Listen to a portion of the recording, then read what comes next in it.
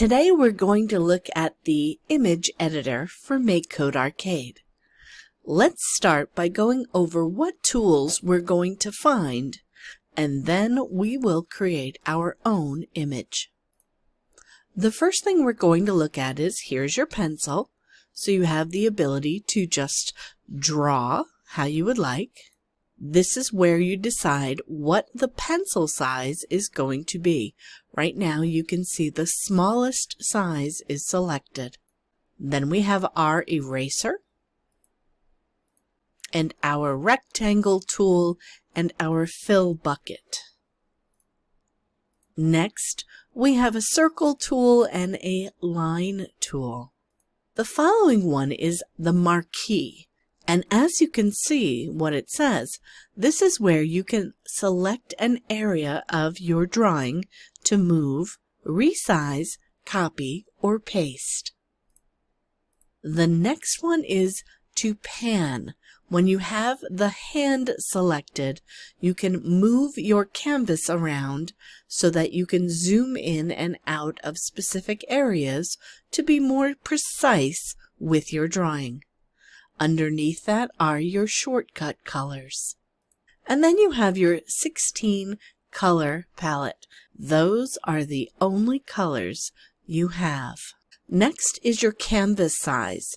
Pay close attention to this because this is going to be very helpful when it comes to creating things on a canvas. The larger the canvas size, the easier it is to draw more precisely. The next thing is to name your image. They call that an asset. And then you have your undo and redo and your zoom. Lastly, to close the image editor, you'll click Done. Now, let's see what that looks like in action. Okay, I am now in Makecode Arcade. Let's create our own sprite. Sprites, set my sprite, and then I have the gray box here. When I click on that, I open the image editor. The first thing I'm going to do is resize my canvas. You can see all the gray little boxes are much smaller now.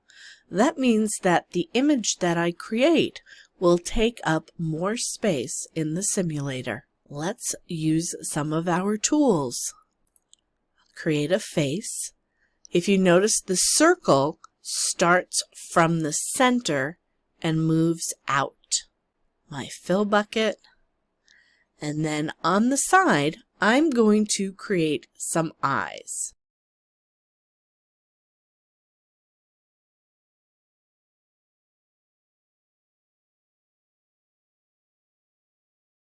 All right, that's a decent looking eye.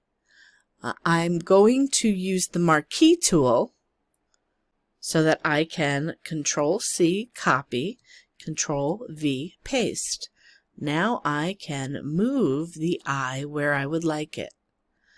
I'm going to draw another marquee around the other eye and move it to where I'd like it. That helps me with consistency. And if I don't like it, I'll use the undo button and move them back where I had them.